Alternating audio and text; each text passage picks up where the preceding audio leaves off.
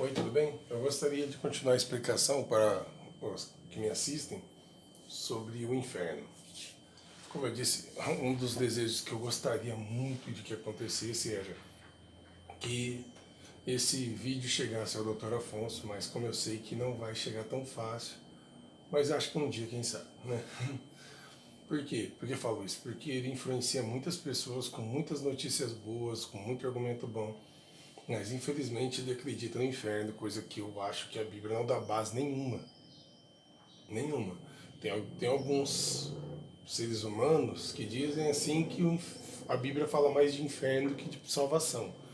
Tá? Esses caras deviam calar a boca.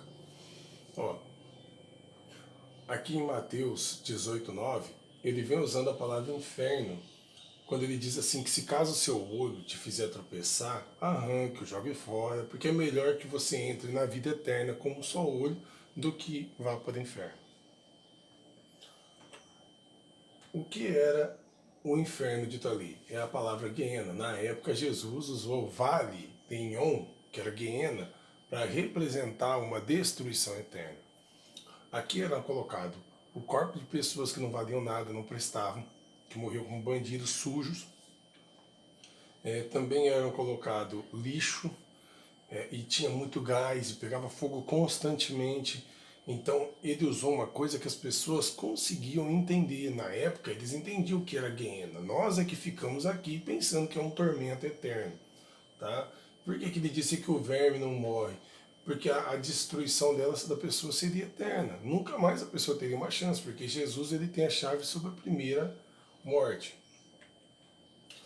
De novo, o livro de Marcos 9:47, ele vem falando a respeito do olho, se te faz tropeçar, lance-o fora. Melhor é entrares no reino de Deus com um só olho, do que ser lançado no inferno.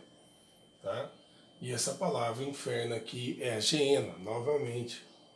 Não sei se vocês viram, mas isso aqui não tem cara de inferno. Mas se alguma coisa está aí, dificilmente vai ter recuperação. Jesus usou a palavra Guiena como símbolo de destruição eterna em Mateus 23:33. Ele disse que a Guiena, e também lá o gusano, que significa uma larva, né, não morre e o fogo não extingue. Jeremias 32:35 vem dizendo o que tinha no Vale de Inhom que era tão desprezível, que o povo de Jerusalém acabou até fazendo lá de lá um lixão. Por quê? Porque lá foi erguido, também construíram os postes e ídolos altos para Baal que estão no Vale de Inhom, onde eles queimavam seus filhos e suas filhas como sacrifício, coisa que jamais ordenei, nunca ele ordenou. E Yahweh Tsebaot nunca ordenou isso. E no Jeremias 7:31, ele disse que jamais, nunca passou pela cabeça de nosso Criador. Nunca passou pela cabeça do Criador queimar alguém. Pelo contrário, Ezequiel 18, ele vem dizendo que se a pessoa má, ela voltasse do seu caminho, nunca mais, de todas as suas transgressões que cometeu, não haverá lembrança contra ele, pela justiça que praticou, viverá. Então ele diz que ele não haveria lembrança das coisas ruins que ele fez. Lá, tenho eu algum prazer na morte do ímpio? Ele fez uma pergunta. Diz o soberano Senhor, ele não será lá. Não desejo antes que se converta o seu caminho e viva. Se ele não tem nem agrado na morte, ele vai ficar a eternidade fazendo com que alguém sofra. Você considera isso amoroso? Eu não considero. E no 18:22 assim, não se fará recordação nenhuma das suas ofensas que cometeu.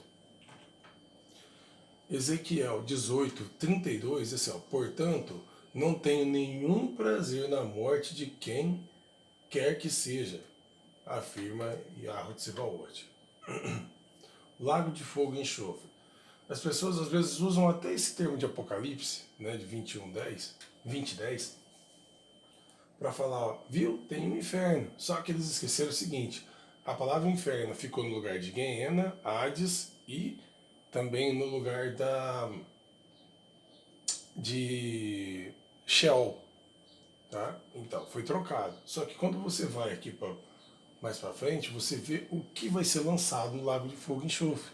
E como eu disse, a Bíblia mostra que o que é ilustrativo, o que é simbólico, ela mesma responde que é simbólico.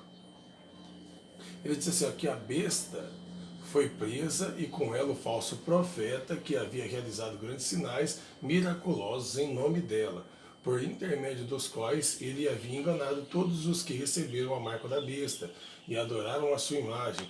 Os dois foram lançados vivos no lago de fogo que arde com enxofre. Então tá, o falso profeta e a besta foi lançado lá no lago de fogo e enxofre. Apocalipse 21:10 diz assim, o diabo que os enganava foi lançado no lago de fogo que arde com enxofre, onde havia sido confinado a besta e o falso profeta. Então o diabo também será lançado lá. Então você pensa, tá, só que aqui ó, vamos ver o que vai acontecer com o diabo, tá? E agora, olha quem vai ser lançada. Então a morte e o Hades foram atirados no lago de fogo e esta é a segunda morte, o lago de fogo. Então, ó, a morte, que não é uma pessoa, tá? Então não tem como isso ficar queimando para a eternidade. E o Hades, que não é uma pessoa, significa o local de sepultura, onde a pessoa fica sepultada, será queimado no lago de fogo e enxofre por toda a eternidade. Você já entenderam? Ó, que isso significa uma destruição eterna? E era isso a guiena que o Messias falou? Que nós conhecemos como Jesus, que o nome hebraico é Yahushua HaMashiach. Assim, ó, em Hebreus 2:14, fala assim, ó, portanto, visto que os filhos partilharam de carne e sangue, ele também participou dessas mesmas condições humanas, para que pela morte destruísse aquele que tem o poder da morte, ao saber o diabo. Então o diabo será destruído. Entendeu? Ó, lançado no lago de fogo, destruição. Aí você pensa assim, não. Aqui vem falando, ó, segunda morte, ó, Apocalipse 21, todas as pessoas que praticaram o que é mal serão destruídas no lago de fogo e enxofre.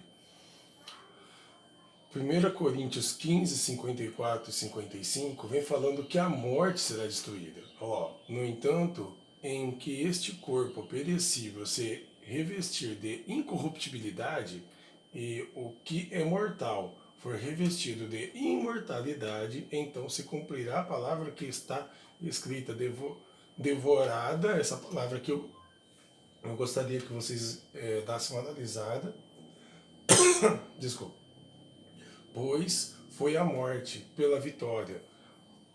Onde está, ó morte, a tua vitória? Onde está, ó morte, o teu aguilhão? Quer dizer, a morte deixaria de existir. Qual o texto que confirma isso? Apocalipse 21:4, que diz assim que a morte, o sofrimento e a tristeza deixariam de existir. E o legal de Apocalipse 21:3 e 4 é que vem falando assim, ó, que a morte, ó, o sofrimento e a tristeza deixariam de existir. E ele não está dando menção de lugar. Em qualquer lugar, ele disse que ela deixaria de existir, faria parte do passado. É um texto muito usado pelo Senhor Jeová, mas que faz sentido para muitas coisas. 1 João 3,8, ó, aquele que vive habitualmente na época no pecado é o diabo, pois o diabo peca desde o princípio. Para isto, o Filho de Deus se manifestou, para destruir as obras do diabo. Lembrando que nós morremos porque somos pecadores. Rapaz, tá ruim essa tela. João 6, 40 diz assim, ó, de fato, esta é a vontade daquele que me enviou, que todo aquele que vira ao Filho e nele crer tenha vida eterna, e eu o ressuscitarei no último dia. Jesus não é compreendido. Até hoje ainda não é.